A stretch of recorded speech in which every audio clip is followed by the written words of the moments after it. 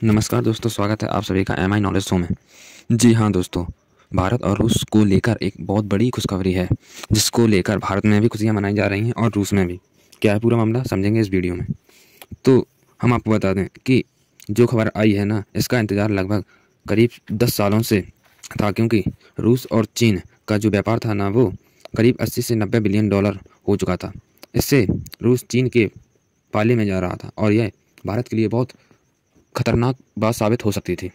और जो भारत और रूस का व्यापार था, वो एकदम लो पर पहुंच चुका था।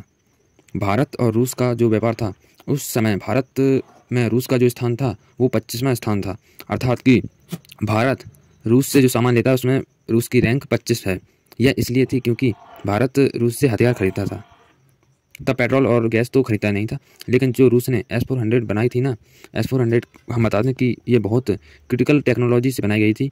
यह पूरी दुनिया में बेस्ट डिफेंस सिस्टम है, वो भी मोबाइल सिस्टम है। मोबाइल का मतलब है कि इसको आप कहीं भी ले जा सकते हैं बड़ी सुविधा के साथ। इस सिस्टम को रूस ने चीन को 2018 में ही डिलीवर कर दिया था और भारत से बात तब स्टार्ट हुई थी और भारत को यह 2021 में स्टार्ट पहली डिलीवरी दी है। आप सभी लोग सोच सकते हैं कि रूस और चीन का व्यापारिक संबंध कितना मजबूत था, और चीन ने तो यह भारत को मिलने से पहले ही लद्दाख जैसे रीजन में तैनात कर दी थी। इसमें रूस की गलती नहीं थी, क्योंकि पूरे मार्केट का यही रूल होता है कि जिस चीज़ का व्यापार जितना अधिक होगा वह उसी के पाले में झुकेगा। और जो चीन की मार्केट थी रूस के लिए पूरी खुली थी, और चीन की मार्केट बहुत बड़ी है, इसलिए रूस चीन पर डिपेंड ज़्यादा हो रहा था। 2017 से 2018 में भारतीय सरकार को लगा, अगर रूस को अपने पाले में नहीं लाया गया तो रूस चीन से अत्यधिक जुड़ाव हो जाएगा, और रूस से कि चीन की ओर जो झुकाव है उसको रोकना होगा। क्योंकि भारत और चीन का युद्ध अगर हुआ तो भारत को यह देखना होगा कि चीन के साथ रूस युद्ध ना करे, चीन एक न्यूट्रल पोजीशन पर रहे।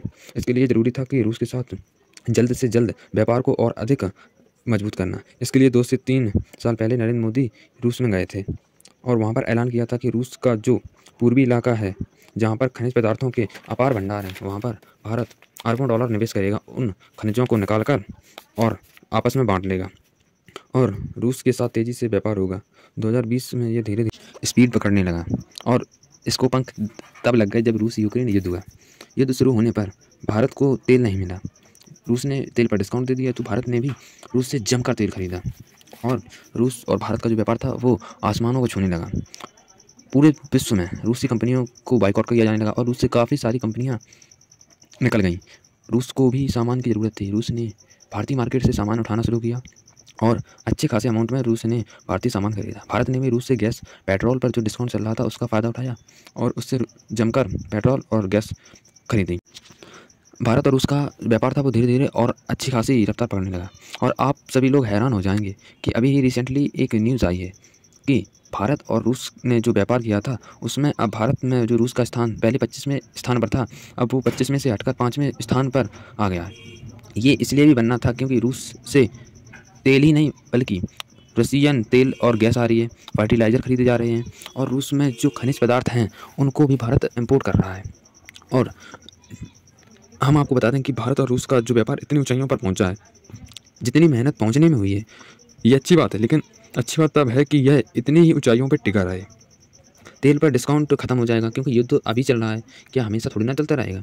डिस्काउंट खत्म तो भारत मजबूर हो जाएगा अरब कंट्रियों से तेल खरीदने पर, फिर तेल नहीं खरीदे जाएगा तो भारत और रूस का व्यापार लो पर भी आ सकता है। लेकिन यह अब भारत और रूस को डिसाइड करना होगा कि हम दोनों का व्यापार लो पर ना आए, और भारत भी रूस से तेल ही नहीं बल्कि अन्य खनिज पदार्थ खरीद सकता है, क्योंकि रूस में काफ़ी सारे कॉपर के भंडार हैं, अन्य खनिज पदार्थों के भंडार हैं। जो चीन से बहुत सारी कंपनियां भारत में आ रही हैं, भारत को भी देखना होगा कि रूस से वो कच्चा माल खरीदता रहे और उन कंपनियों को भारत में ही वो माल मिलवा दे। अर्थात कि उन कंपनियों को जो उनके जो कंपोनेंट बनने हैं उनमें जो रॉ मटेरियल यूज़ होता है वो भारत में ही मिल जाए। उनको इधर उधर से माल को इकट्ठा करने में जितना टाइम लगेगा वो उसी टाइम में कई सारी जो वस्तुएं हैं वो मैन्युफैक्चर करेंगे। उनकी जो मैन्युफैक्चरिंग स्पीड है वो अत्यधिक तेज़ी से आगे बढ़ जाएगी। आप लोगों का इसके बारे में क्या ओपिनियन है वो आप लोग कमेंट सेक्शन में बता दीजिएगा।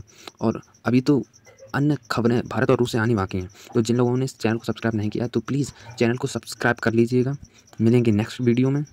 जय Hind. Thank you for watching video.